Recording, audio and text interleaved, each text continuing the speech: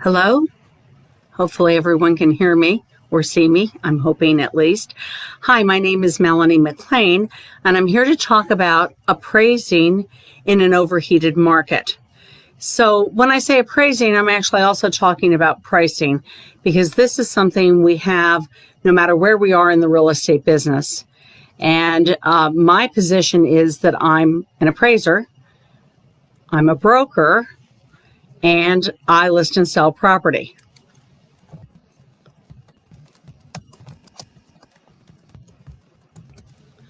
So I have seen this from the listing side as a listing agent. I've seen it as a buyer, selling agent working for the buyer, and I've seen it as an appraiser.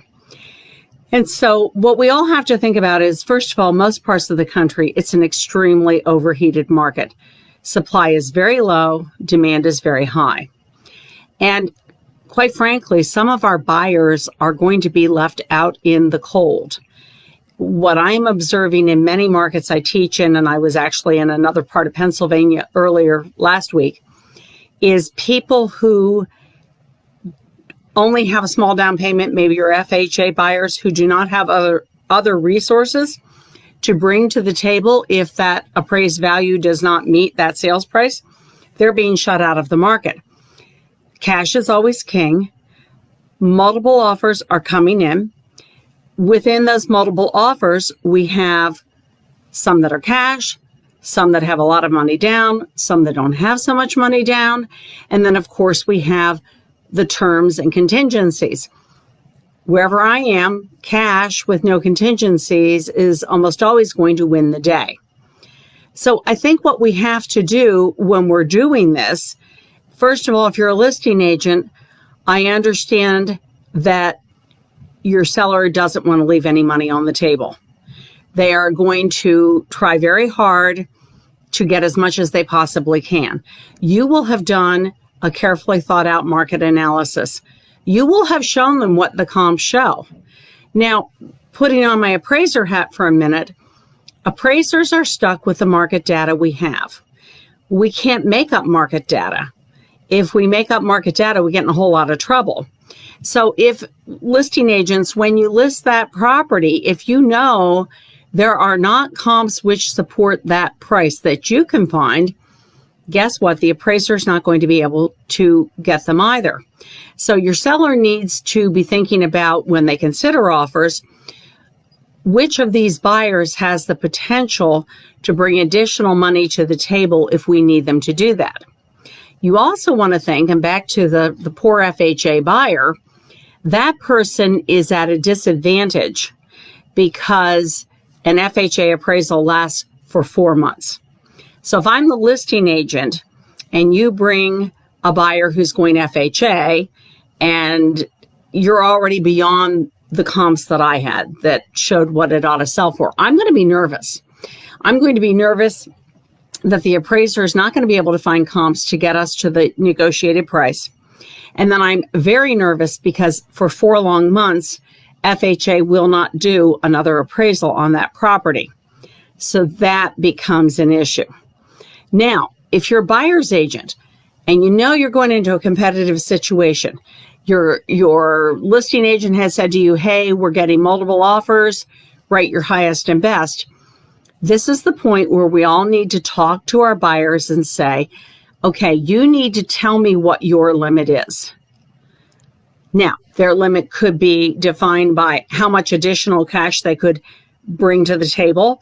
I had a transaction a month or so ago, and my buyers dipped into their retirement fund to buy the house because it did not appraise. But their thought was, we're going to be here for a long time, and we're willing to do that. But even if people have more funds they can put up, most people have a limit. Like, I'm not going beyond this. This is my proverbial line in the sand. I'll go this much above your asking price, but I won't go beyond that. So that becomes something we all have to think about. Now, when you are an agent involved, it's so sad to hear people think they can't talk to an appraiser. You can talk to an appraiser. You can't coerce an appraiser. You can't threaten an appraiser, and I would certainly hope you would not do that, but you can absolutely talk to an appraiser. Now, here's the thing. Appraisers are absolute sponges for data. There is no such thing as giving an appraiser too much information. They love information. And the more information you have, the better. If you can use specific information about the comps you used, the upgrades the seller did, when they did them, that kind of thing, that's awesome. Here's another thing you sometimes overlook. Please make sure that if there is a comparable sale out there that you know the appraiser is going to find, because let's face it, there's no secret comps. Pretty much everyone knows what's out there.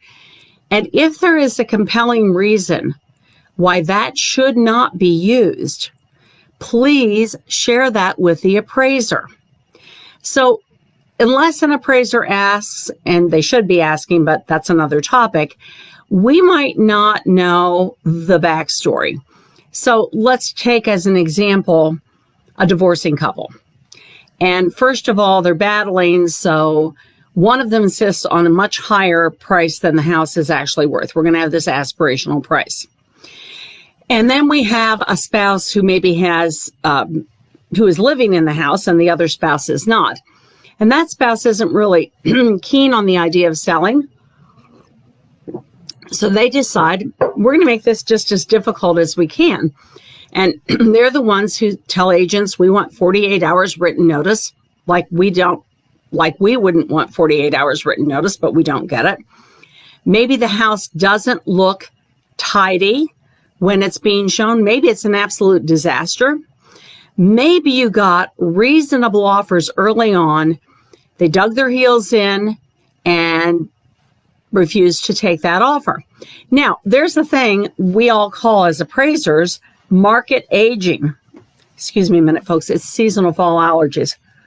So market aging, and you all know this, you might not call it this, but that's when there's been a sign on a house for a long time and people drive by and every buyer says the same thing.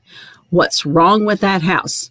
And I'm sometimes tempted to say, you know, there's a troll in the basement and he nips at your heels when you come down the cellar steps. There's nothing wrong with the house. It was just overpriced. But overpricing can create a stigma.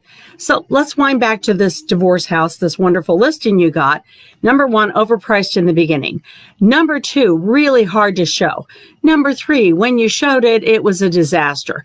Number four, they received much more reasonable offers early on and didn't take them. And then let's say what ultimately happened is the courts got involved. And the courts said to the two parties, this has got to be sold. We're having another appraisal done. Any offer you get above this or at this or above, you have to take. And then all of a sudden, when that happened, they took an offer and they sold the property. But maybe your opinion was, you know what? They could have gotten more for that house. I had offers above that. So that's one thing you can do. Now, here's another thing. If you are the listing agent, and your seller, of course, really wants this appraisal to come in, I would give the appraiser a grid of all of the offers I had. I would absolutely redact everyone's personal information. And actually, appraisers don't care. But what appraisers are interested in is price, financing, terms, conditions. Now, when you think about it, if you make a grid up of all the offers you get in a multiple offer situation, there is an absolute logic to which offer the seller took based upon the seller's motivation, the seller's conditions. So maybe that particular seller, they knew this house had more issues than National Geographic when it would come to a home inspection. And so they picked the offer that waived the home inspection. You could have a seller who had a very particular time frame they wanted to have to get out of the house, and someone provided that time frame and someone else didn't. So all of that comes into play. Now, another thing you can do as an agent is if you can find pending sales which support the price in the contract, please share those with the appraiser, but please Make certain you have permission from your client to share that information, because it's not public information till it closes and goes in MLS and courthouse records in most states as well. But I have often asked and gotten the answer as an appraiser, do you know of any other pending sales? And lo and behold, there's a great pending sale. And that's another thing the appraiser can put into the mix. Pending sales are very fresh data. And I'll tell you what, if I call somebody up and they go, yeah, there's a pending sale and it's going to close next week. We've got clear to close and it's just going to happen next week. That's great. I'm going to be able to use that as an additional comparable. Finally, something you want to make sure everyone is paying attention to. And I will be honest and say not all appraisers pay as much attention to this as I believe they should. When I look at a closed sale that I'm using as a comp, I look at the date it went under contract, and then I go back and look at what was available when that property went under contract. Because here's my opinion. At that point in time, let's just say the agreement of sale was signed June 1st of 2020. At that point in time, that buyer chose that property out of the other ones which were available because that buyer believed that property offered the best value at the price. Now, an appraiser is also going to want to look at supply and demand today. Typically, when we've got people coming in over list price, it's because there's nothing else in the market that is at that price or less. There's very short supply, very low supply, but on top of that, none of the supply is anywhere near where this one is.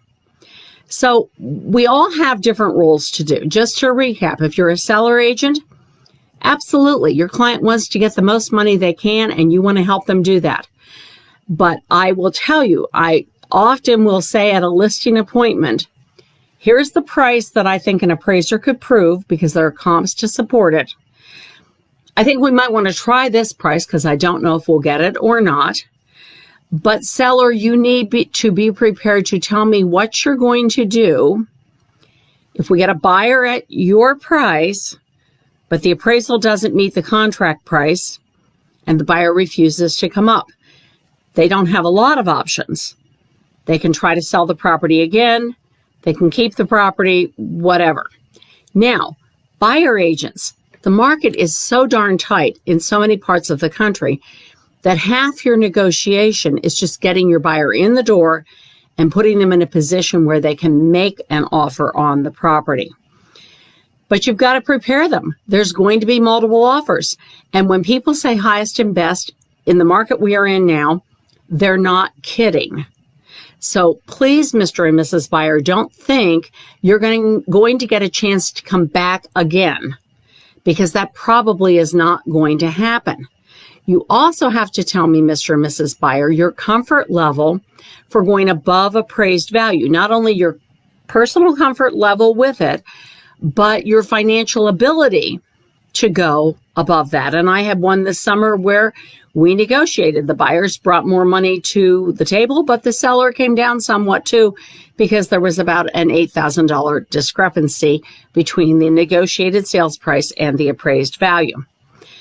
Finally, appraisers are not your enemy. I like to say this often, and I have a thing I'm doing for the NAR virtual convention this year. I hope you tune in and see it.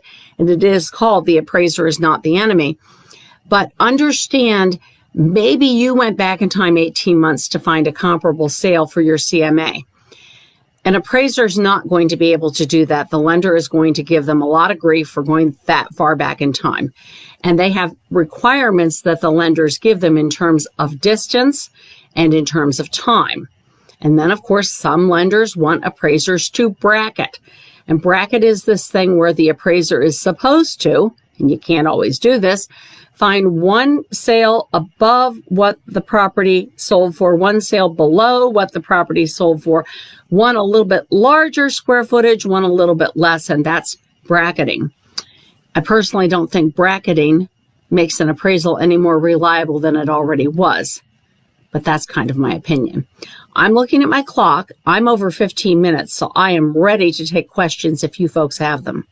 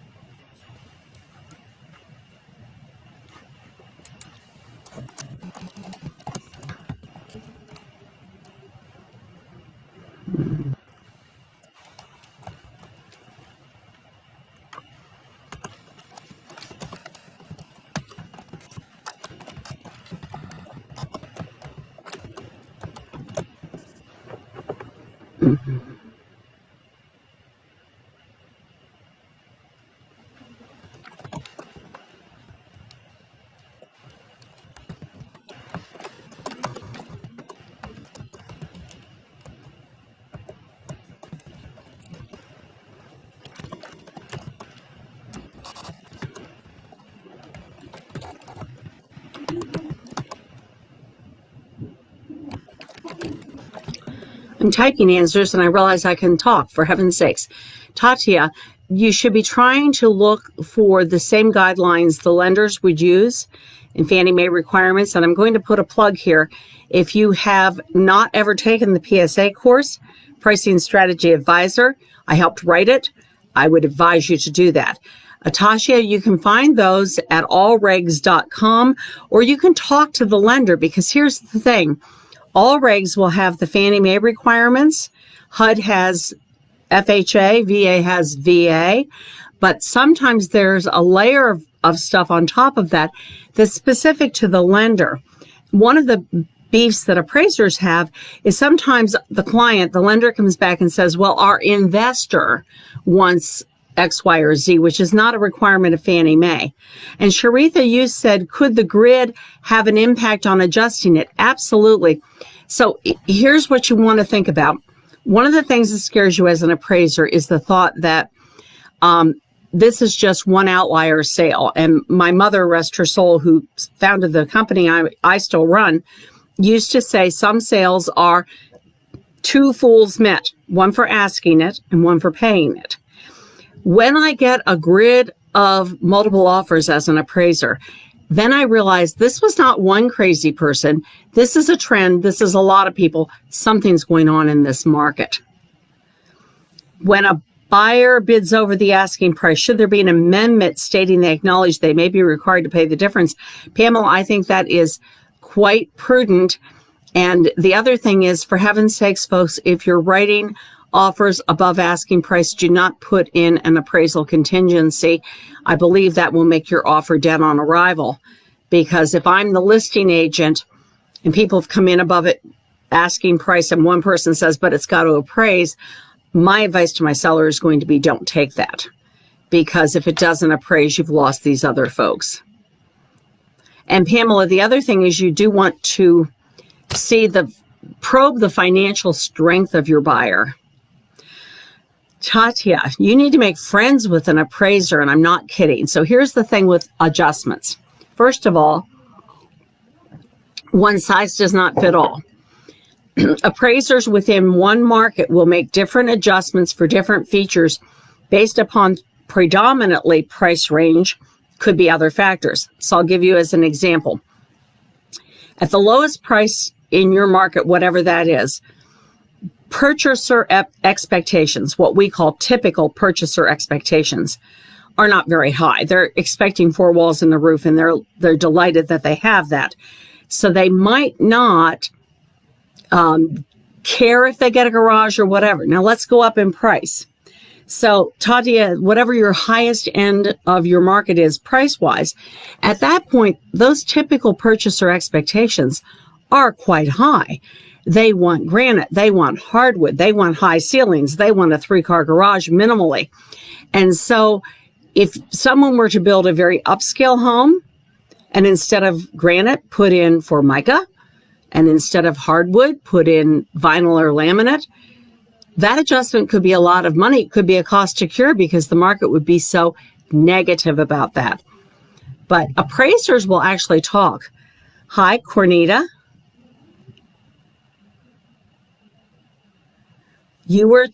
Compare apples to apples. That's exactly true. Appraisers may compare properties that are different and may look at off-market sales. Okay, so Cornita, I always look at off-market sales because my state, Pennsylvania, is an open record state, so I will find transactions that did not go through MLS. However, appraisers must verify the terms of the sale, find out if there were concessions, and we have to talk to someone involved in the sale. Now, I'm going to shift gears a minute from residential to give you an idea of when I would kind of go off that beaten track. Tasha, it's Pricing Strategy Advisor, PSA. So back to Cornita. Cornita, I have a recreational homes market in my market. I've got places that are cabins and things like that. They're along a creek, and people buy them as second homes. Because second home buyers are always focused on the location of the property. Are you next to a stream? Are you next to an ocean? Are you on the mountain? Whatever.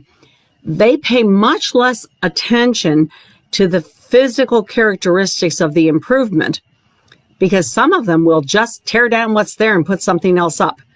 And hopefully that kind of makes sense to you. So I've sold a lot of properties over the years in my second home market where they just tore down the 1957 cabin and built a new log home because what they were buying was stream frontage, proximity to state game land, proximity to a rail trail, things like that.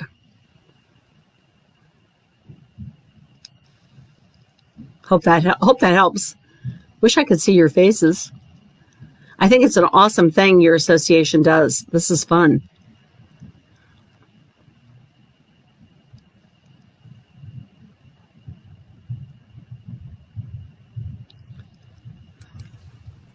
I'll put this in chat so everyone can see it. PSA, Pricing Strategy Advisor. I'm one of the original 2 authors for this course. So you might want to check that out. And also, if you have signed up for the virtual NAR convention, I do have a session called The Appraiser is Not the Enemy. And anyhow, is there anything else I can do for anybody?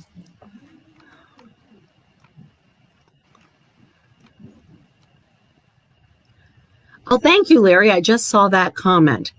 Okay. And Katie Simmons is here. Do we have any other questions? I'm happy to answer them, but I also understand you folks are busy selling houses.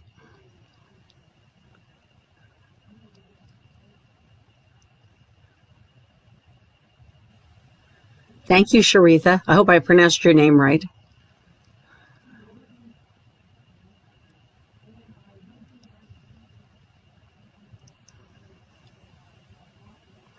Well, if there's no other questions, Larry, is it ever appropriate to price the land and home separately?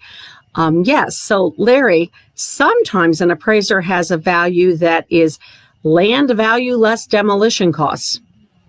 And so there you go. That might be a reason why you would. You also might have a highest and best use that is that's different than how the property is being used right now. Valerie, I'm glad you like that. And Sharitha said I pronounced her name correctly. And there you go. You can take it at the NCR portal, which is wonderful. And bear in mind, COVID won't last forever, and I'd be delighted to come to North Carolina and teach live.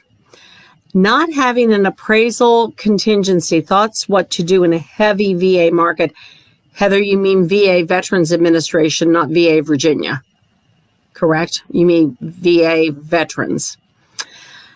veteran buyers and FHA buyers have to have an appraisal contingency. It's a requirement of the loan program. And so pretty much they know that going in. Now, if my memory is right, Heather, there are specific markets within North Carolina that probably have a pretty high concentration of VA buyers because of military bases. And so if that's your market, if most of your market is going to go VA, that's probably going to change things a little bit. The other thing with VA that VA does that's so cool and nobody else does, they have a thing called Tidewater Initiative. So what's Tidewater Initiative? Basically this. The appraiser gets the agreement of sale. And by the way, appraisers don't get the agreement of sale so we can rain on your parade. We get it because we have to check for personal property, seller concessions, and things like that. But anyhow, let's just say VA appraiser has the contract on the property you're selling. They're beginning to do their appraisal, and they're pretty sure I'm not going to hit this negotiated price. Under Tidewater, before they upload that appraisal and send it to VA, they have to notify the lender, Tidewater, I've got a problem. I'm not at the value in the contract. Now, the lender then reaches out to both the agents, buyer agent, seller agent, and says, hey, I've got a Tidewater initiative. The appraiser's not coming in. Do you have any other comps you can give us? This is a great opportunity for you to just share that comp information if you've not already shared it before. This has been successful for me in the past. I will be honest and say there was one time recently it was not successful. And I attribute that to a very stubborn appraiser who is of the opinion that his opinion is always right no matter what. I bet you have some people like that in North Carolina. Other questions?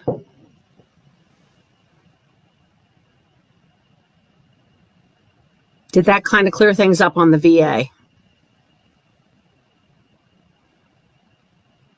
Okay.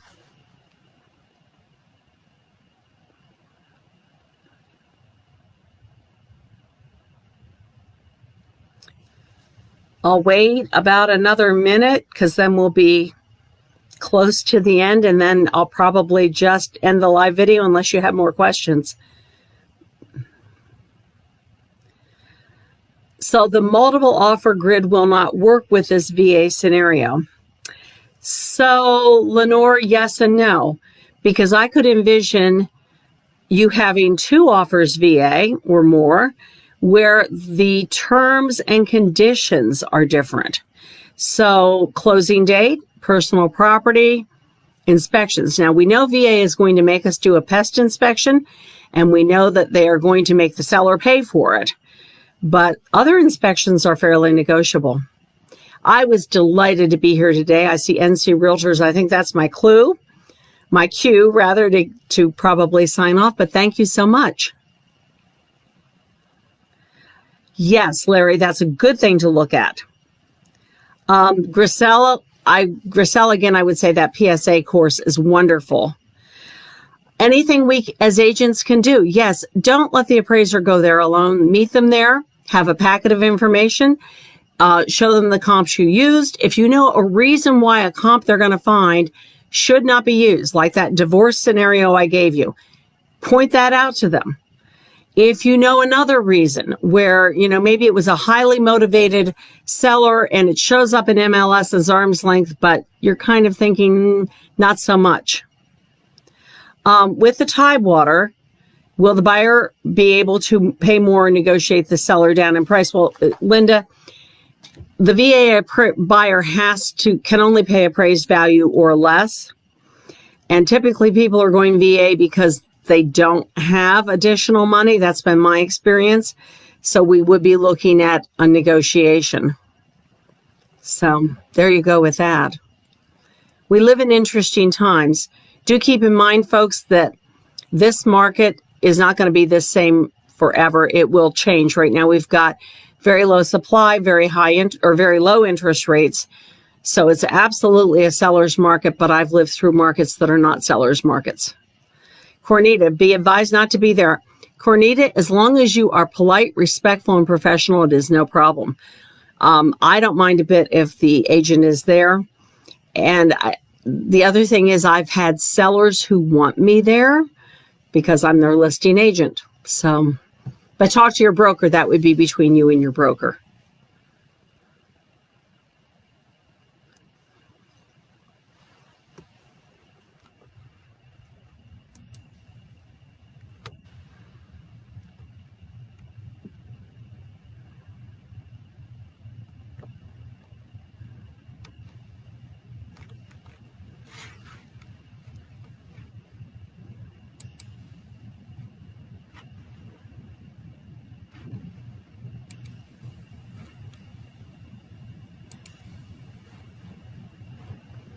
Thank you all very much. I guess I'm going to sign off. Hope to join you again another time. Thank you.